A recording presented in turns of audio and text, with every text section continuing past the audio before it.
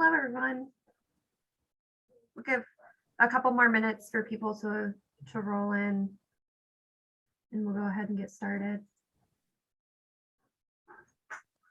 Recognize a couple of Cornellians.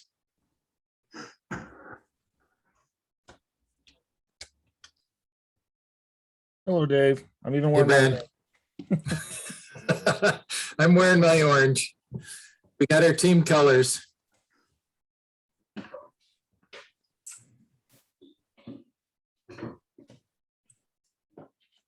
Trying to find my glasses. I don't know where I misplaced them.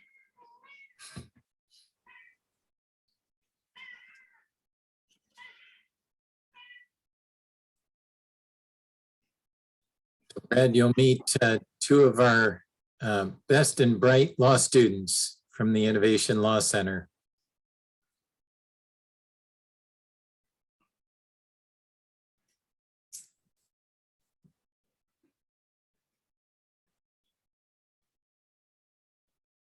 Give people just another minute. Kate, while we're waiting, please thank Jen, your colleague, Jen Burns, for all her help. We were just saying how she is 2 for 2 in requests and finding great info. I will definitely let her lifesaver. know. Awesome. I couldn't have finished part of my report without her help. I was like struggling a lot. I was going crazy. And then Dave helped me email her and exchange some information. Really helped with the market section of the report a lot. Awesome. Awesome. I'm glad to hear that. She'll be thrilled. I'll let her know. Please do.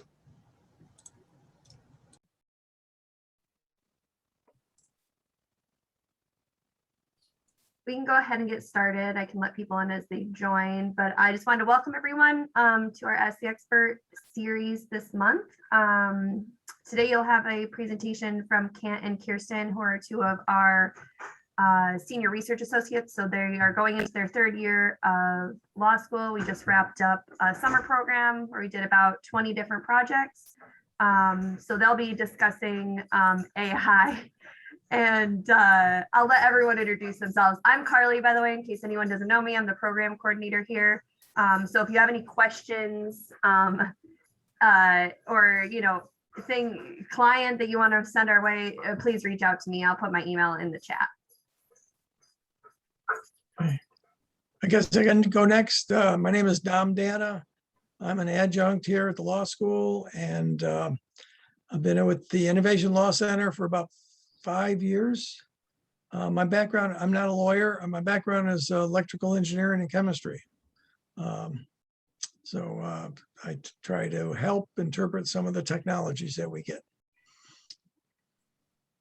Go next, Dave Eilers. I teach corporate entrepreneurship in addition to being involved with the Innovation Law Center. So that's a cooperative cross-campus program that involves 2nd and 3rd year law students, as well as Whitman School of Management, to help clients across the state and across the country in some cases. And also involved with Launch New York, as some of you know. So, Kent, do you want to go next? Yeah, sure. Hi, my name is Kant Nguyen. I'm a rising 3L. My background is in political science, but I decided to join the ILC just because I was really fascinated with how a variety of different professions intersected with each other. Yeah. Kirsten? Hi, my name is Kirsten. I'm also going into my 3rd year. I got involved with this because my entire family's medical and very techie, and I kind of got into the law side, but I still have a lot of interest in the medical tech side of things. So I'm working on prepping for the patent bar right now. So that's my area of why I'm working here. Hi, my name's Ron Kursina. I'm part of the Binghamton Industrial Outreach Team. Work as an interface between the technology teams here at the university and industry. I work very closely with the Office of Entrepreneurship and Innovations.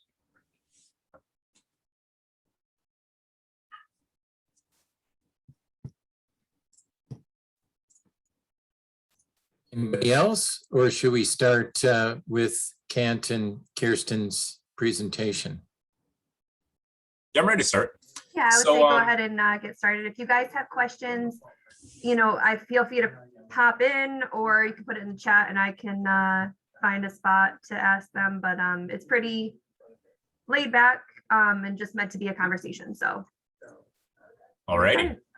So, we should probably begin with understanding what AI is. I think it's everywhere in the news, but it's kind of a complicated subject. So we'll just start with like the bare bones broad layout of how I understand it. So AI in short is a branch of computer science that tries to answer whether computers or other machines can replicate or simulate human intelligence by using natural language processing and speech processing, among other fields of science.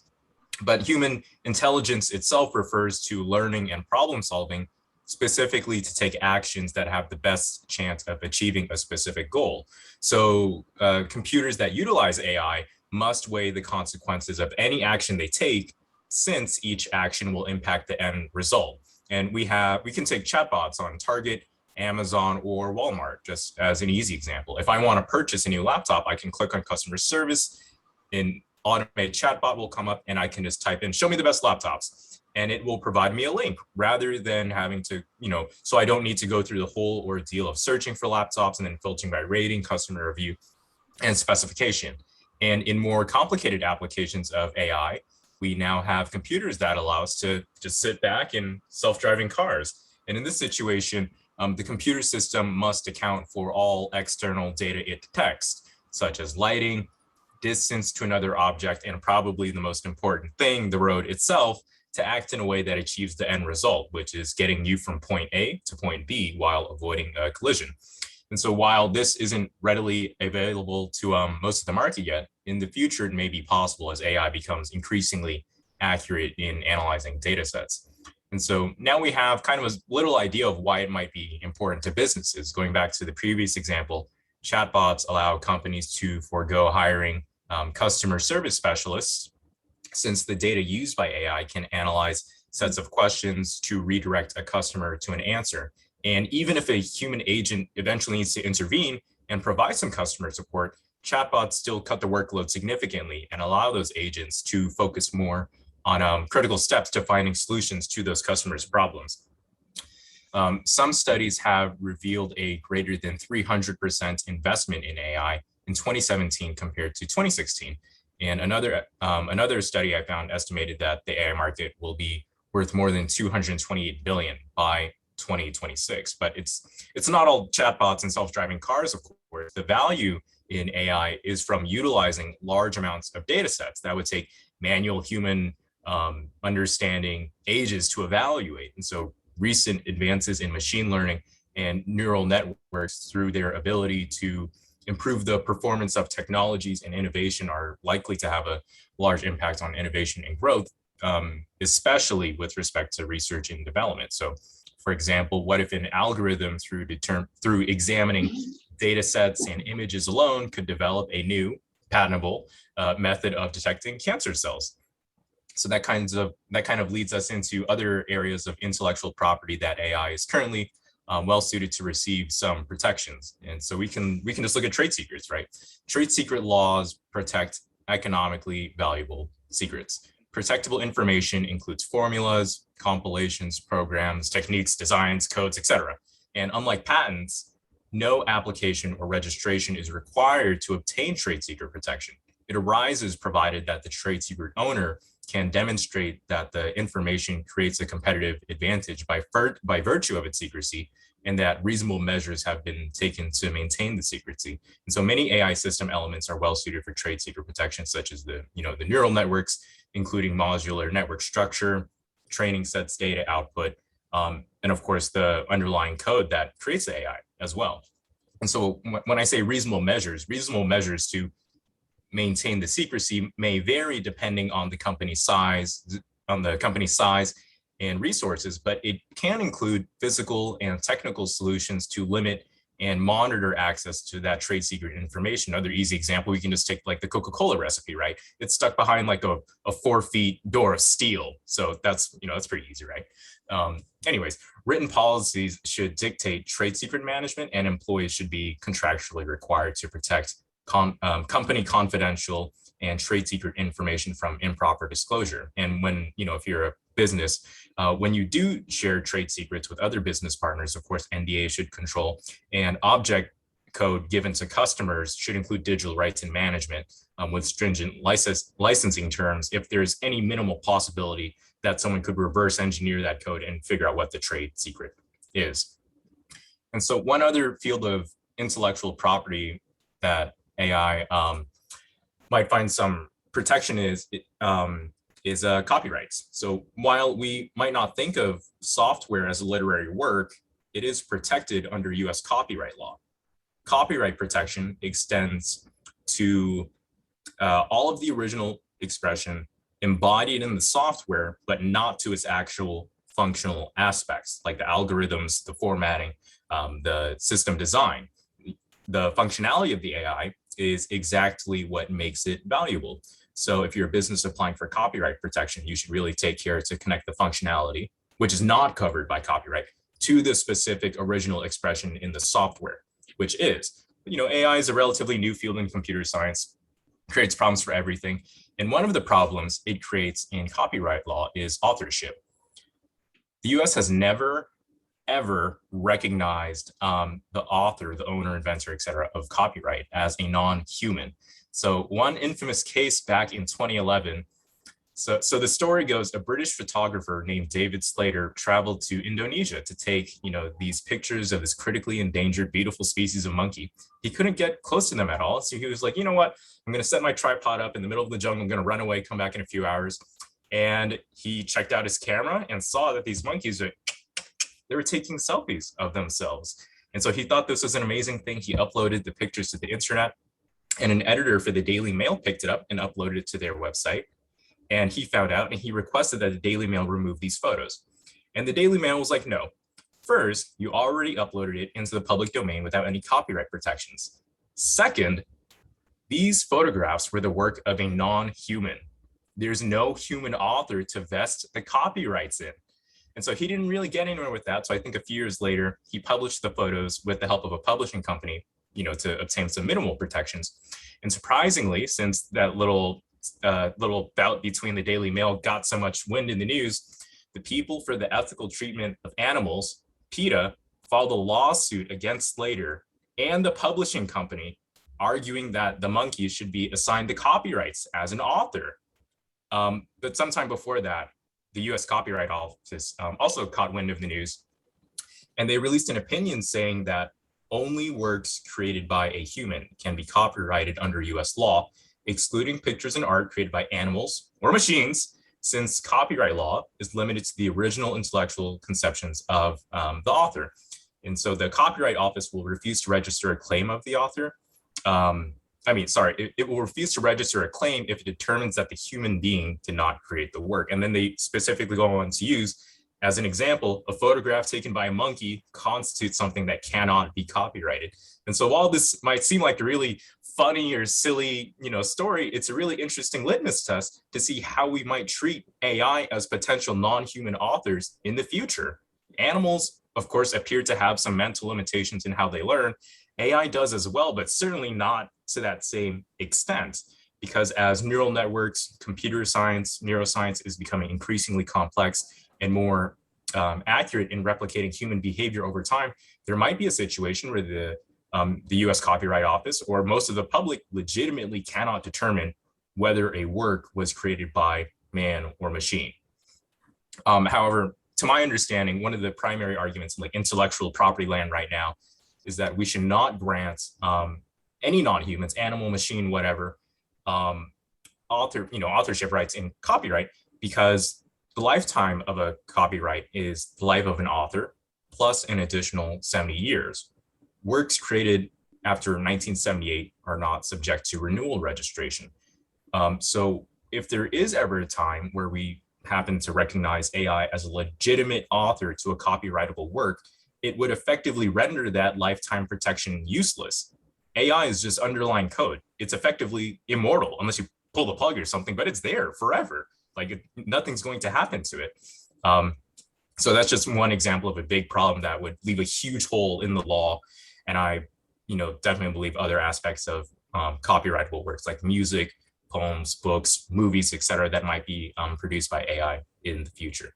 But irrespective of the financial, the legal, philosophical implications that AI has in every professional field, I think it definitely creates more questions than we have answers for. And I think right now that's okay, because we don't know where AI is going to take any profession. It seems to be growing, infinitely. But yeah, that wraps up my spiel about trade secrets, monkeys, copyrights, and AI. So I'm going to pass it off to Kirsten now, who I think will talk about patentability in AI. I don't think any monkey stories, though. No, sadly, no monkey stories. Alrighty, so when you're looking at patentability of AI, there's like a lot of questions that are currently up. It's constantly changing right now. As I'll get to at the end, there's a lot about to come out about it, but we're just in the waiting period.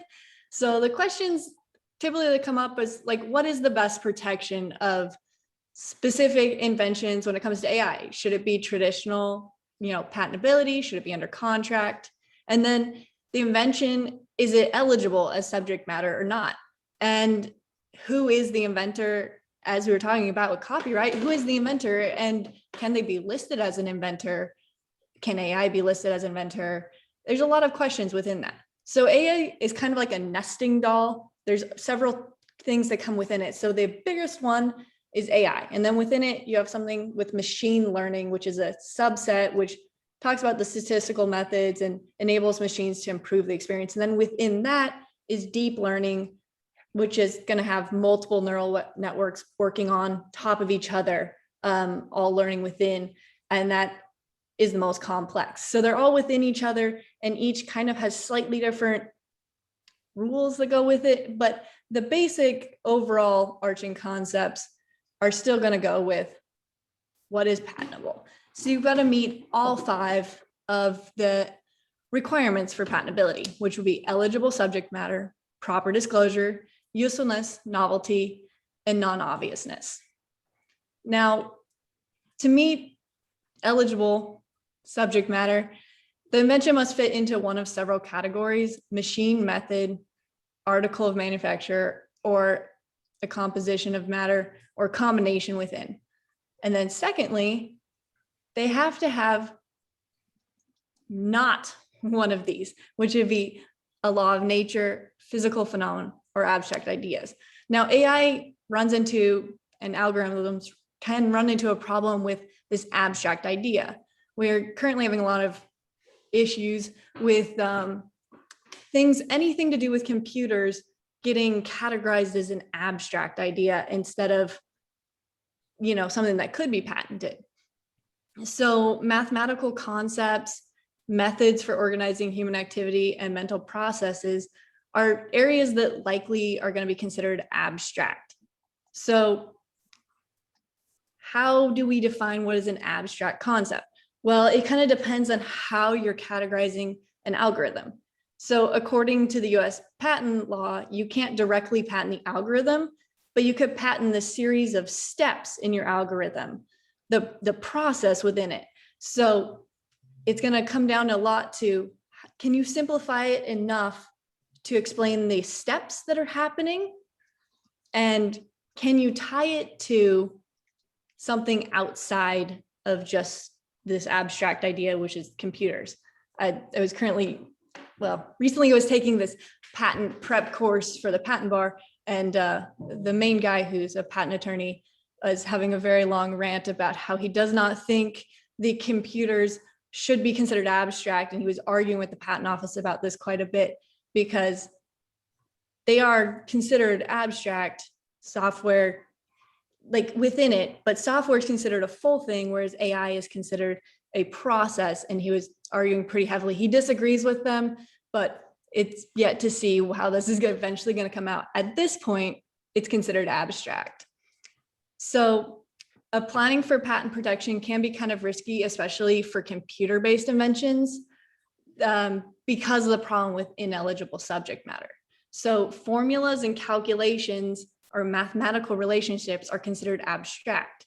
So you're going to have to tie it to something that is a real world issue, is what they're saying. So you have to tie it to the problem it's addressing. If it's just bettering something within the computer, it runs a risk of getting rejected. But if you can tie it to something outside of that, something to the science that it's using, or something in the mechanics it's using, you have a much better chance of getting patentability. A lot of other jurisdictions outside of the US are also going with this same concept of tying it to real work solutions. And a lot of people, a lot of the AI patents are facing this uphill battle because of the algorithms being considered abstract, and they're not coming down to putting into steps. However, this isn't blocking everyone from getting patents for AI. There's actually a lot of patents. It's exponentially growing with getting patents for this. IBM is right now the leader in most patents in AI. So you can clearly do it. You just got to do it the right way, by explaining your steps and your process within it, rather than just trying to say it's an algorithm. You have to explain what exactly is happening and tying it to a solution it's solving, or a solution to some problem it's solving. This is rapidly changing. The IP5, which are the biggest 5 patent offices around the world, have gotten together, and they have this task force. In the last 2 years, they've been working pretty heavily. They were already supposed to release this in June, but it hasn't happened yet. They are releasing a comprehensive roadmap for how they're going to be treating tech policies and AI specifically. In the end of June, the US also released a thing where they are currently working on this as well. So it's supposed to come out soon. We'll see what happens when it does, but that should add some clarity to how we're dealing with AI specifically. And if you're interested in that, I have links to what's currently out, what they're saying is going to happen, what they're looking at, and how it's connecting to what we're currently doing. So I think that's most of the basic overtop. So I think we're ready for questions on this, unless Dom or Dave have something to add before that.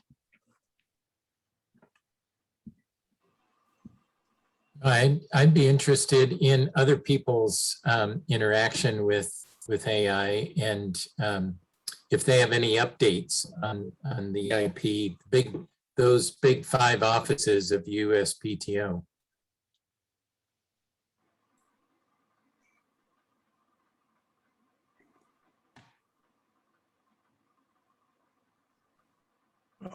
One thing, I've looked at a lot of literature, well, going to Public Pair, which is a USPTO website that you actually look at the patent examiner's correspondence with the patent attorneys. And on almost all software, it seems there's an initial rejection for being an abstract idea.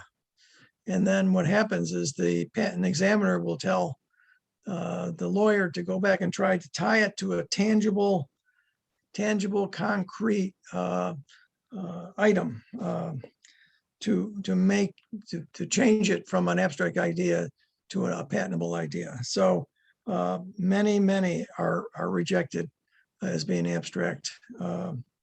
So it's not just AI; it's almost any software. So it many times people, well, it's rejected for being a common human activity that's computerized or somehow made into a software program, and that would be rejected for being abstract because it's a common human activity. Many business plans, the software that goes into a business method kind of plan, but method may be rejected because of taking a human activity and computerizing it. Usually never is patentable.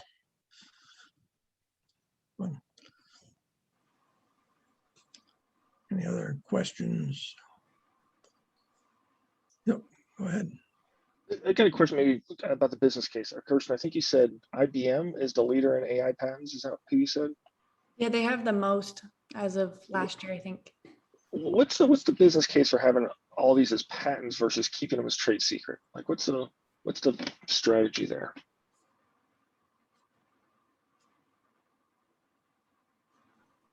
Typically, Anybody.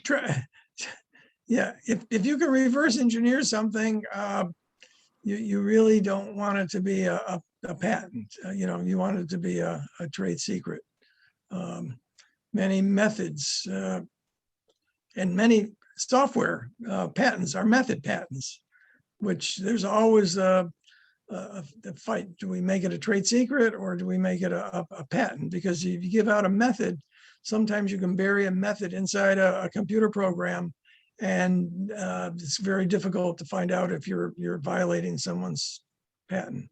I worked at Welch Allen, and all our manufacturing methods were always trade secrets.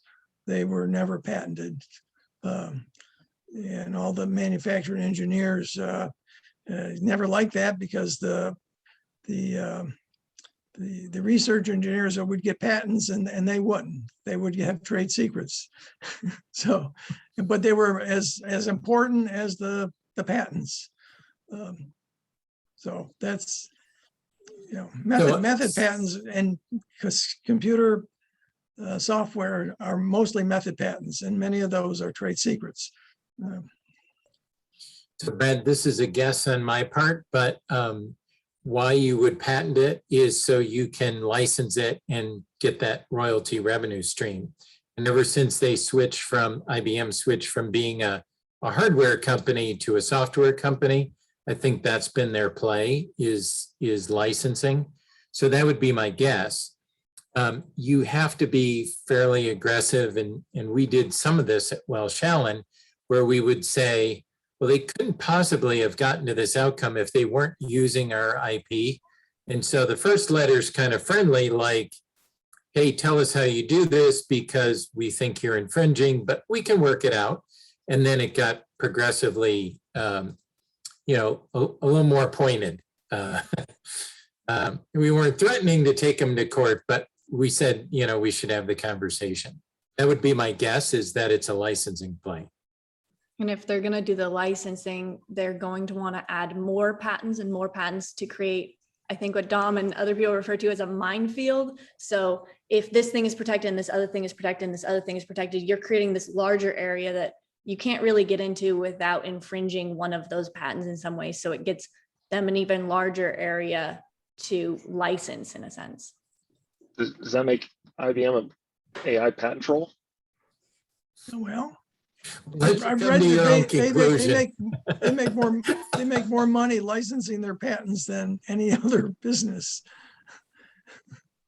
Yeah, Sean, they of course, have was several nodding, yes, they are a patent troll. They're significantly higher than the second, which is Microsoft. They have, I think, 2,000 families of patents more than even Microsoft, which is kind of insane how far they are ahead of just having a just sheer volume of patents. Other questions? That was a good one. Sean? My question, and I'm sorry I joined late, so it might have been covered. Wanted to talk about the low end of the shallow end of the IP pool, the copyright, as AI and some of the GPT-3 capabilities are allowing for creation of what would be called normally a unique expression of music. So we've seen it in music. I sent a term paper to one of my colleagues and said, what would you give this student for this paper? And she said, wow, it's fantastic. And I said, well, it was not a student. It was written by GPT-3 capability. So if I'm getting the letters right, I'm typically, I invert. But any thoughts on where things are going in the law with copyright of an AI product by the machine? Yeah, so I think right now, some works are copyrightable if it has, or at least in the European Union anyway, if there's some like tangible benefit or effect that it might have, it can be. But the underlying, the AI itself still can't be named as an author. It would be the person or a group of people who helped, or whatever business or company created that AI. So it's the creator of the of the AI, not the person who directed the AI to create a thing. Right. Because that could be problematic. I'm in the media industry, so I'm using it to let examples right now are they're using pretty simple AIs, just to use the term broadly. It's really not, but it's to do business reports, take the box score and create a sports story from it, maybe even multiple sports stories, and as well as then tweet it out to do summaries, things along those lines. And what you're saying is it would be owned by Wordsmith instead of the company that built the AI, not copyright owned by Wall Street Journal or local news publication. Would that be true? Could you say that with the wordsmith example again? So Wordsmith is, let's just say, is one of the underlying tools that people can use. That's owned by I think it's can't remember the name of the company out in North Carolina. Oh, They're the software. So I okay. then use that software at my publication, my news publication. And what we do is we just set up a ton of things where it's going to look at every box score and it's going to write the news story for George Washington High School down the street. And it's going to name people and it's going to say in the bottom of the ninth, came up to bat, and it does all that clever writing that I know I'm not having to pay a writer. Who owns the copyright of that piece? I believe it would be Wordsmith, or the company that owns Wordsmith. So for me, it's easier to understand it. If we take the creation of technology in like college labs, the college is probably going to own through the employment contract that they have with the student or other technicians working there. They're using those resources, et cetera. They're creating new products. They would probably have to negotiate like, who owns what exactly. But for the most part, I think if you're in that agreement and using those lab resources, for the most part, the college would own, So whatever. just to get real tangible here. So I'm in the kitchen and I'm making and I know this is not patentable or copyrightable. I'm making my grandma's recipe for the amazing thing. Well, I'm using tools and things that only I could use to make it, but they do not own the recipe. And if it was copyrightable, Williams Sonoma would have no claim on my grandma's lasagna, which she does not have, but that's a whole nother matter. You get the idea, right? Yeah. So it becomes problematic then, as I would advise media companies, they're not going to own the product that they are identifying and doing the work to create, that the software would own it. That's problematic. Yeah, I see what you mean. Anybody else to weigh in on where that is? Has there been any case that played out that is showing a direction here, or is there none?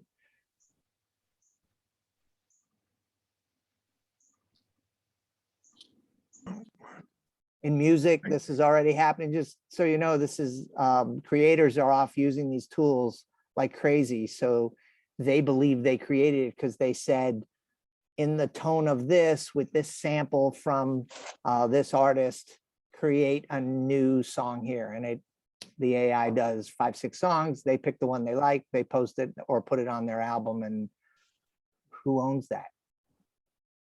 And are they licensing it with one of the music companies like a BMI or an ASCAP? And is that being recognized as their creative work? This is all brand new. Most of them are going off into places like SoundCloud, where you are claiming it's yours, and therefore we say, yes, it's, I guess, yours, is how SoundCloud does it. There's a couple other ones that are, Aldius is coming up. In the music space, there's lots of them. In the journalism, they don't really care, because it's instead of doing the 15 top company business reports based on an SEC filing, which is pretty structured data, they will then say, just grab everyone and make it available and push it out onto our online service, so I can read the the business report on some penny stock that wouldn't have been worth my time writing or putting a reporter on it. And the AI made it actually probably on demand. And there's more of this. I think we need to study some case law on that if there is any. So that's a great question. I'm not sure we know the answer.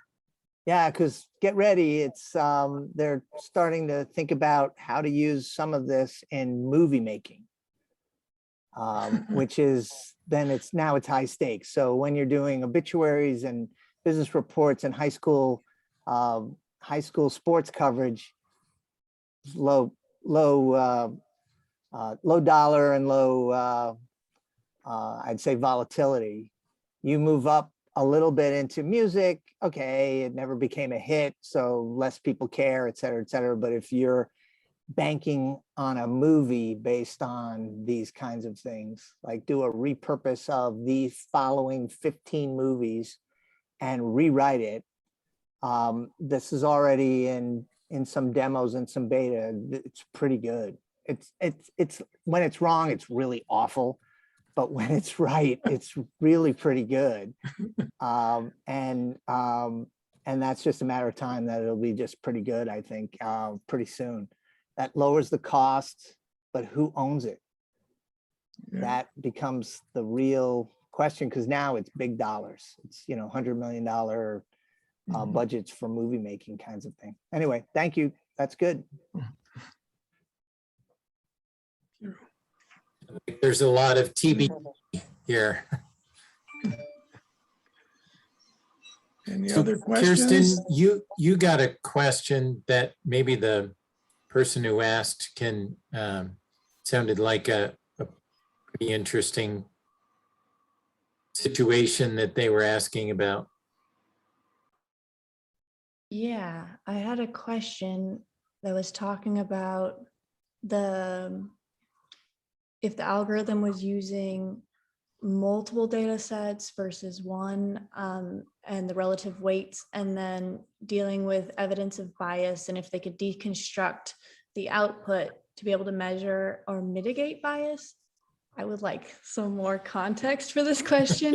This is super interesting. I've been sitting here for like 5 minutes reading it and then trying to look and then wanting more information so I can do a little more research on that. As Dave said, I would like to hear the rest of this contextual story to put it in perspective. Right. What I'm looking at.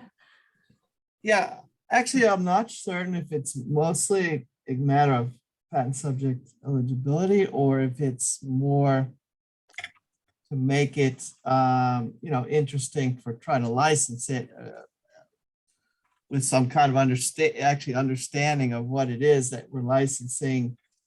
And I'm particularly interested in that aspect about bias and trying to be able to at least detect or hopefully avoid injecting bias.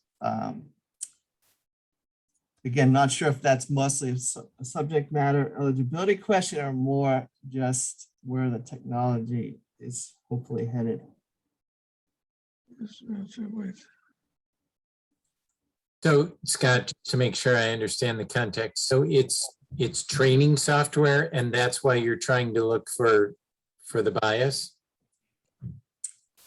It's, it will give you output, right? So that, are you propagating bias would be a concern.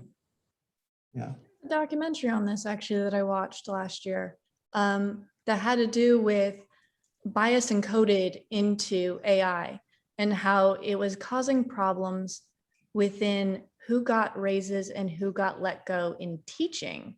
And I don't think they had an answer yet because they were unsure how it was, if it was within the original data set it was given to learn off of, or if it was somehow learning it itself, or as they found with the facial recognition version, it was something to do with the data set that wasn't even intentional. It was just that there was a lot more. I think the original one I was looking at was it was primarily white males in the data set. And so they were having a lot of issues with like African-American women were not being picked up as faces in the data set because the AI didn't have enough data to be able to learn it. So I think there's various versions. One of the main problems they were finding was that the data set was just incomplete and did not have enough information.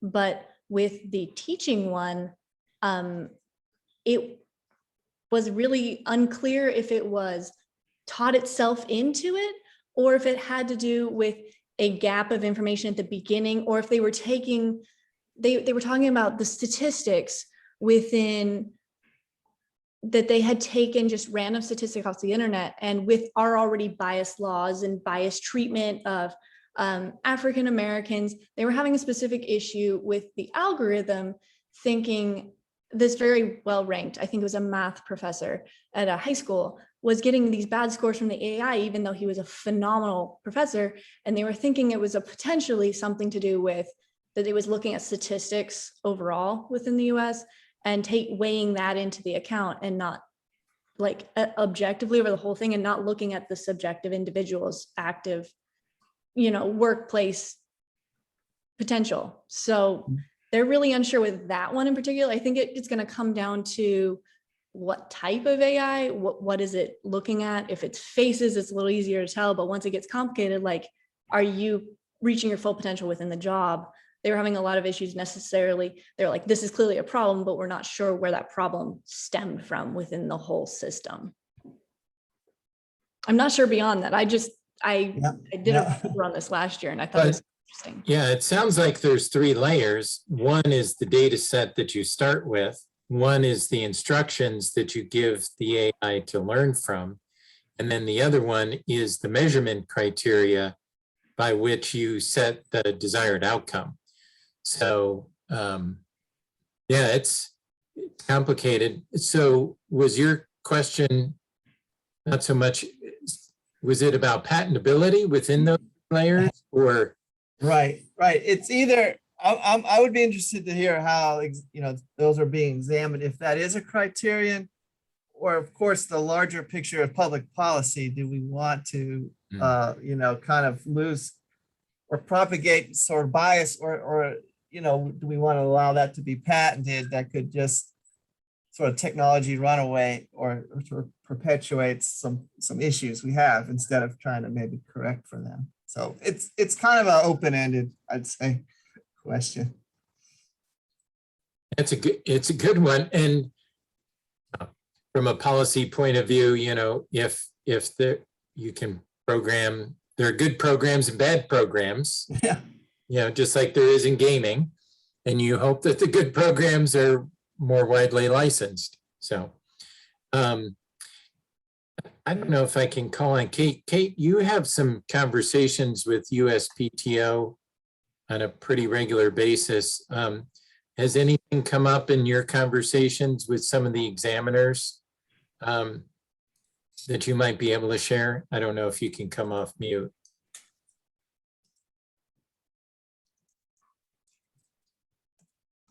Keep multitasking or having lunch. Any other questions?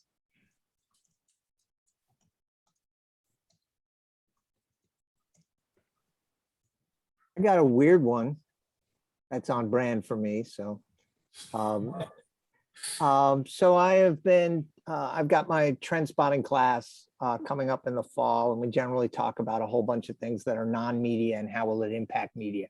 But one of the ones that we've talked about, and I'm wondering, is there any cases emerging here, is in autonomous vehicles. And so this touches a little AI, but there is a moment when the vehicle and all of its intelligence is making a decision much like a driver. I'm going to sway to the left and kill the old person who's on the street and save the driver, or I'm going to sway to the right and probably kill the driver. And I'm making it real clear, which they generally aren't, but we do that as human beings in a microsecond and make mistakes, as well as there isn't any real right or wrong there. There's both wrong, maybe. Yeah, how can I disappear? Have you seen any case law or anything where this is being at least discussed or decided? Because I've understood that most of the companies that are bringing out autonomous vehicles are building into the code to protect the customer, because their primary directive is to protect the customer, the buyer of the car, who's generally in the car. So if it's a choice between killing the driver or killing the person on the street, it will choose to kill the person on the street. That's a really cool question, actually. And I think a year ago or a few years ago, Tesla, one of their self-driving cars actually got into an accident, killing both, the person that they hit and the driver themselves. And so I think both families decided to sue. But I have no idea where that is currently in the courts right now, or what indication there is to how they're going to decide, who's going to be liable, like whether it's the driver for failing to really, like, even though self-driving, there's still some, amount of control that, they could have touched the wheel or something, or pressed a few buttons, or is it Tesla, even if the person in the vehicle had, took it off autopilot or whatever, would that still have changed the outcome at all? Those are some questions that I think are out there that the court hasn't really addressed yet for that specific case anyways. I'm not familiar with other self-driving car accident cases. And it's actually an easier one with both of them having perished. Sad to say, but if one had lived and one had died, there would be, what was the decision made by the car?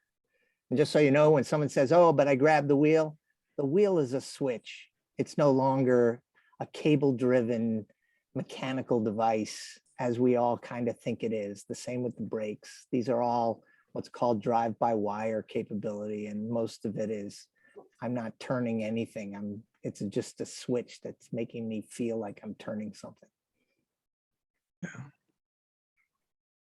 We'll have to see what kind of insurance, how those, that evolves as well. I mean, I don't know what will drive which first.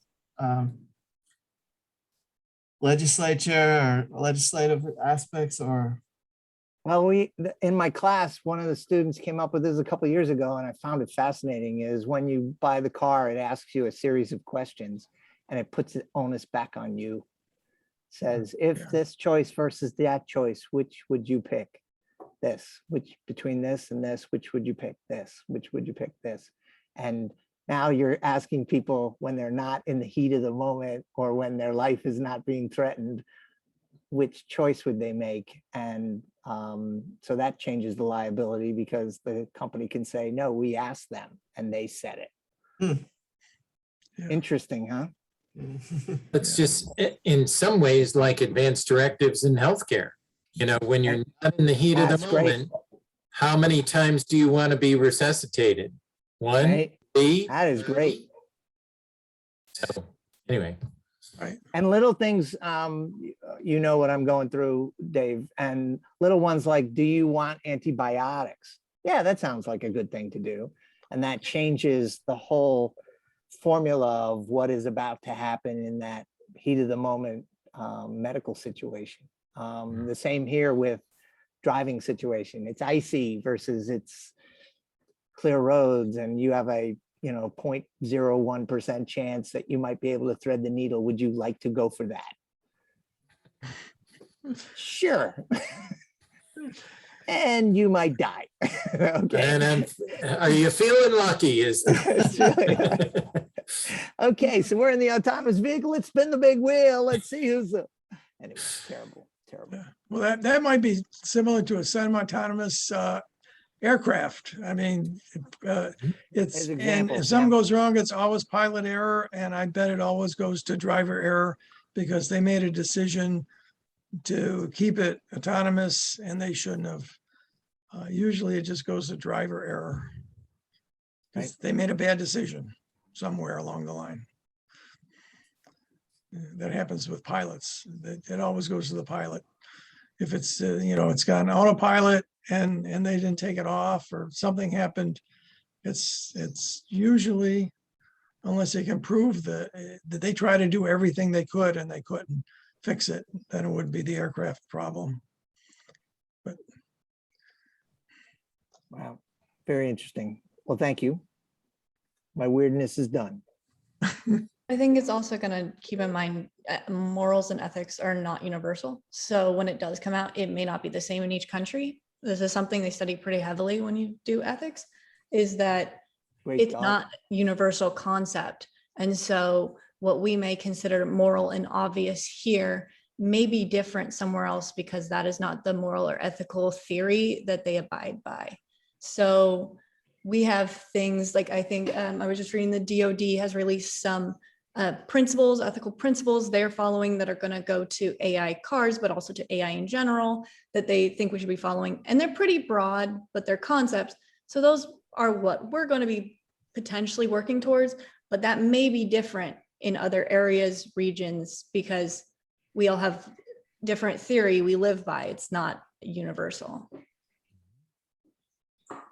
Thank Good you. Well point. put. The only time my ethics degree has ever come in handy in law school. But you know, the recent case, right? It wasn't a couple of years ago. I think it was an Ethiopian airliner.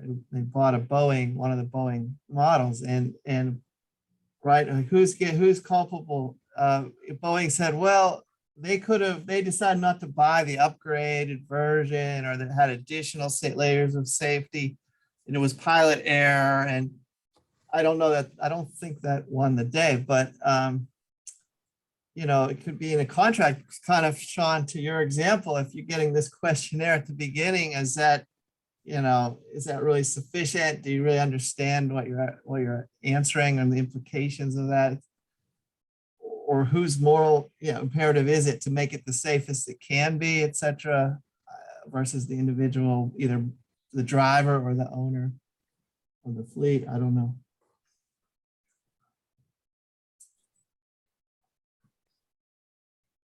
Well, and obviously, who has the money? Deep Boeing has a pocket. lot of money. They can really push their narrative when it came to that. And they tried their best to push that narrative. So who knows if that was the actual moral version or if that was the money version of trying to avoid liability. The deep pockets version. Yeah.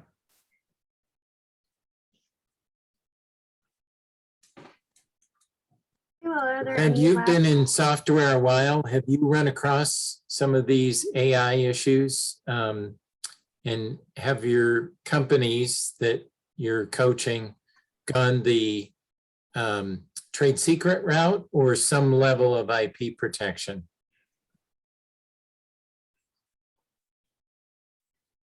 Who are you asking, Dave? I was asking Brad. I don't know if he's, yeah. Oh, sorry, Dave. I was about to sign out here. Oh, sorry. But I can answer your question real quickly. We've generally gone the trade secret route, Okay.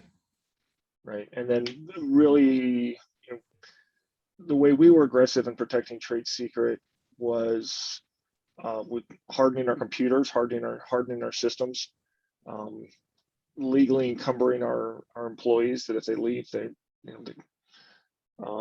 we got broken into a couple times, and we were really worried about industrial espionage.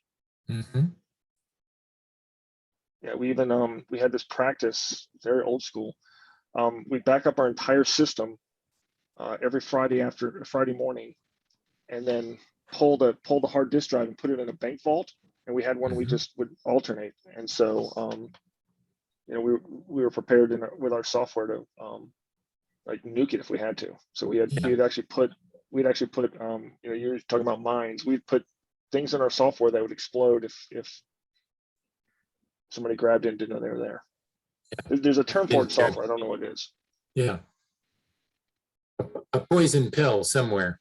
Yeah. It's sort of a poison pill. We also put markers. So if you guys don't know, I think Dave does. We were doing video conferencing software, and we put signatures, kind of how they do it. I don't know if you guys know how laser printers do this. Every laser printer has a signature. We put a unique signature that we had a particular image that we could hold up to the screen, and if it saw it and it was our software, it would send off a trigger.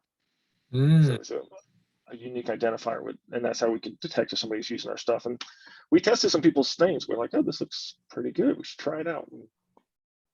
And, to Dom's point, they reversed engineered it on their own. I hate when that happens.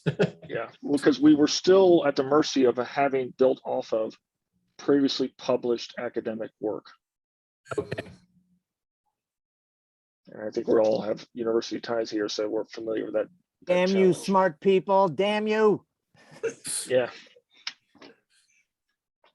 It's a double-edged sword there, Sean, because of our publications, the professor whose ideas was very well regarded, which Right. helped us get funding. But then that was the same thing that then, Some of the bigger yeah. theories were out there in the public space, and that's right. Yeah. Ultimately, I think we eventually just kept iterating. And this kind of gets to the point of like, we could have patented, but at some point we said, let's not bother, because by the time we get it patented, we're not gonna be using that technology anyway. Yeah, Which it's is how like, Intel it's did like it. grandma's lasagna, only grandpa's a big talker and he tells everybody what's her secret ingredient. Yeah. Well, in this case, grandma would have to change the recipe every week. And that's what we were doing. Yeah. Yikes. well, and the academics are training other smart people. So, not only are they publishing their work, but now there's a labor force for hire. So that's the downside of academic technology. Carly, I'll let you call the question. Yeah, we're wrapping up time. So if there's any last burning questions, feel free to pop in. But if you think of any topic or question within the next month that you think would be interesting to bring up to the group, feel free to send it my way. It'll be September. I don't have a calendar right in front of me, but September 9th, it looks like. So hope to see everyone there. Thanks for stopping by, guys. Thank you.